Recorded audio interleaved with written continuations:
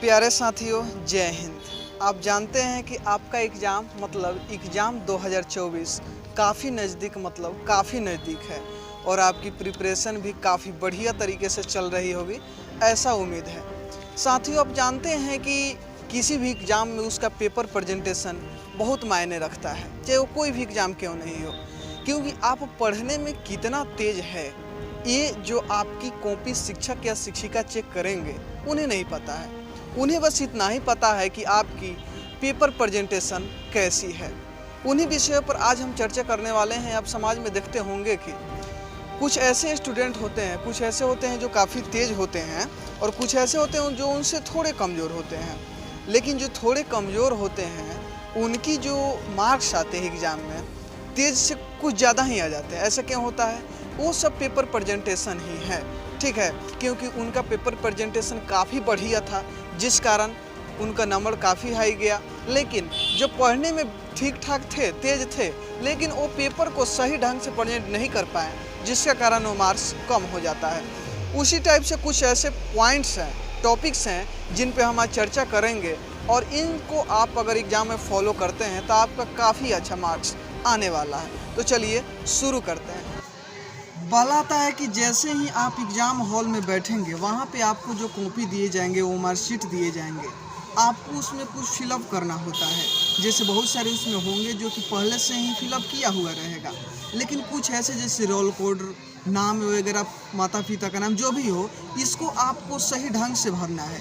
क्योंकि आप अगर इसको गलती से भरते हैं, गलती भर देते हैं, तो आपका जो रिजल्ट है पेंडिंग में जा सकता है। तो साथियों, 2 नंबर कम आना मंजूर है। यदि आप कोई क्वेश्चन का आंसर गलत लिखते हैं तो आपका 1 या 2 नंबर कम आ सकता है, लेकिन अगर आप इस टाइप से गलत डिटेल्स डालते हैं तो आपका रिजल्ट पेंडिंग में जा सकता है और ये बिल्कुल ठीक नहीं है।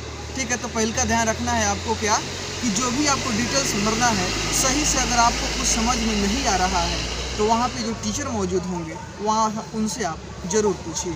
अगला आता है कि एग्ज़ाम हॉल में कम से कम आप 2 से अधिक पेन लेकर जाएं, ठीक है, और जो पेन्स होना चाहिए वो रनिंग में होना चाहिए, ठीक है। ऐसा नहीं कि बिल्कुल नया खरीद कर लेके चले गए, पॉकेट है लेकर चले गए, क्योंकि जब नया खरीद कर लेके जाएंगे तो उसको रनिंग में आने में कुछ पेज लग जाएंगे और पहल का पेज आपका ख़राब हो सकता है। इसलिए जो भी पेन लेकर जाएँ, 2, 3, 4 लेकर जाएँ और सबका रनिंग में होना ज़रूरी है।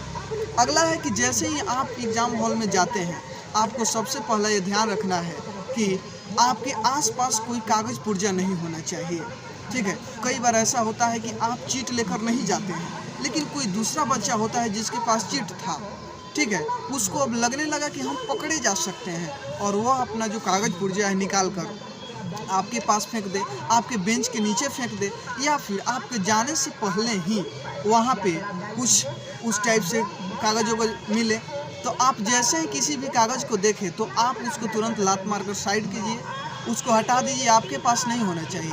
क्योंकि जब कोई अधिकारी या टीचर देखेंगे तो उनको ये नहीं पता कि वो कागज़ कोई किसी दूसरे बच्चा का है या फिर वो कहीं से आया है, बल्कि उनको यही लगेगा कि ये आपने किया है और ऐसी स्थिति में आपके ऊपर कार्रवाई हो सकती है। इस पे विशेष ध्यान देना है। आगे आपका काम बचता है OMR से शुरू करने का। जैसे ही आपको OMR शीट मिलता है, आप पहले क्वेश्चन को, जितने भी आपको क्वेश्चन है या फिर 100 या 60 जितना बनाना है, आप उस क्वेश्चन को ध्यान से पढ़ें। क्वेश्चन एक बार पढ़ने के बाद आप क्वेश्चन में ही टिक आउट लगा सकते हैं कि कौन किसका आंसर राइट होने वाला है। ऐसा नहीं कि एक क्वेश्चन में, क्वेश्चन बुकलेट में एक देखे उसका आंसर सी, तब फिर OMR शीट में ऐसे भरने हैं, ऐसा नहीं। आप लगातार, आपको 50 बनाना है तो लगातार आप 50 उस क्वेश्चन में टिक आउट कर सकते हैं और उसके बाद एक बार OMR शीट उठाएं और उसमें लगातार भरना शुरू कर दें। उसमें ध्यान यही रखना है कि ऐसा नहीं कि आप OMR शीट एक बार भर दिए और आपको बाद में लगे कि नहीं, इसका आंसर तो ये होने वाला है, और ऐसी स्थिति में आप उसको काट दें या फिर उसके बगल में उसका दूसरा ऑप्शन पेंट कर दें, तो ऐसी स्थिति में वो गलत होगा, आपका 1 नंबर कट ही जाएगा। तो इससे बचना है। अगला है कि बाहरी अधिकारी। जैसे ही आप कॉपी लिख रहे होते हैं, वहाँ पे बहुत सारे बाहरी अधिकारी भी आते हैं चेकिंग के दौरान। किसी भी आपसे गुजारिश है कि आपके साथ कोई भी यदि 10th या 12th का स्टूडेंट इस बार एग्ज़ाम देने वाले हैं, या फिर कभी देंगे तो उनके पास वीडियो ज़रूर शेयर कीजिए, क्योंकि ये बहुत ही फ़ायदेमंद होने वाला है। और ये रूल जो भी बताया जा रहा है आपके पास, जो भी टेस्ट हो रहा है उसमें आप अभी से इसे फॉलो कीजिए, तब बेटर होगा। तो आपको उनके मुंह पे ताकना नहीं है। ऐसा नहीं है कि जब वो एंट्री किए तो आप उनको देखने लगे कि वो अच्छा है या नहीं, ये स्मार्ट है। इस हिसाब से आपको देखना नहीं है। आप अपने काम में बिजी रहिए, आप अपने लिखने पर ध्यान दीजिए, क्योंकि जैसे ही आपका हाथ रुकेगा उनको शक हो सकता है कि ये चीट कर लिख रहा था, और जैसे ही हम आए बंद कर दिए लिखना, और ऐसी स्थिति में आपसे पूछताछ की जा सकती है। तो इस पर विशेष ध्यान देना है। अगला पॉइंट है हमारा कि अब सब्जेक्टिव का काम शुरू होता है कि सब्जेक्टिव भी आपको लिखना है। अब सब्जेक्टिव में यही है कि सबसे बड़ा पॉइंट होता है कि आपको लेफ्ट साइड मार्जिन छोड़ना है। मतलब भोजपुरी में, सॉरी अपने हिंदी में बोले तो चौथाई बोलेंगे, चौथाई छोड़ेंगे, ठीक है। लेफ्ट साइड मार्जिन छोड़ना है, मतलब आपको कॉपी में चौथाई छोड़ना है। उम्मीद है कि कॉपी में चौथाई पहले से छोड़ा हुआ आता है। अगर नहीं है तो आप लेफ्ट साइड मार्जिन छोड़िए, चौथाई छोड़िए। चौथाई के बाहर आपको कुछ भी नहीं लिखना है। आपको जो भी लिखना है चौथाई के अंदर ही लिखना है, ठीक है। चाहे वो क्वेश्चन नंबर हो, चाहे आंसर ही हो, कुछ भी हो, चाहे आपको मैथ में रफ ही करना हो। ऐसा नहीं कि आप चौथाई के बाहर कुछ कर सकते हैं। जो भी करना है चौथाई के अंदर करना है। अगला, ठीक है, लेफ्ट साइड मार्जिन छोड़ना है। आपको क्वेश्चन नहीं लिखना है। कई बार एक क्लास में भी हम देखते हैं ऑफलाइन बच्चों के साथ कि वो क्वेश्चन एक, जैसे कि क्वेश्चन पेपर में जो क्वेश्चन लिखा गया है उस क्वेश्चन नंबर और क्वेश्चन को भी लिख देते हैं। लेकिन आपको ऐसा नहीं करना है, क्योंकि क्वेश्चन नंबर सिर्फ आपको लिखना है, क्वेश्चन नहीं लिखना है। क्योंकि जो भी शिक्षक या शिक्षिका आपकी कॉपी चेक कर रहे हैं उनके पास पहले से ही क्वेश्चन है, ठीक है। इसलिए आपको एक्स्ट्रा क्वेश्चन लिखने की ज़रूरत नहीं है। अगर आप ऐसा करते हैं तो आपकी जो कॉपी है दिखने में अच्छा ना लगेगी, आपके मार्क्स काटे जा सकते हैं, ठीक है। तो क्वेश्चन आपको बिल्कुल नहीं लिखना है। क्वेश्चन का आंसर जैसे ही ख़त्म होता है, एग्जाम्पल यदि 5 लाइन का आंसर है तो जैसे ही 5 लाइन ख़त्म होता है आप कम से कम 1 या 2 लाइन ज़रूर नीचे गैप दें, ठीक है। आपको बगल में स्क्रीन में शायद दिखाई दे रहा होगा, ठीक है, हम डाल देंगे। तो आपको 1 या 2 लाइन गैप ज़रूर देना है। आपको काट कूट से बचना है। सबसे बड़ा पॉइंट ये होता है कि आप काट कूट से बचिए। कई बार होता है कि आप उसका आंसर लिख देते हैं और बाद में पता चलता है कि वो तेरी इसका तो आंसर दूसरा कुछ है। या फिर ऐसा भी होता है कि आप आंसर लिख देते हैं और उसमें कुछ लाइन कुछ दूसरे आंसर लिख देते हैं, कुछ दूसरा, और ऐसी स्थिति में आपको काटने की नौबत आ जाती है। तो आप काट कूट से जितना हो सके बचिए। अगर ऐसा ही लगता है कि काट कूट हो रहा है तो आप 1 लाइन वहाँ पे स्क्रैच कर सकते हैं कलम से, बाकी कुछ खास नहीं है। अगला आता है कि सेक्शन आता है लघु और दीर्घ उत्तरीय का।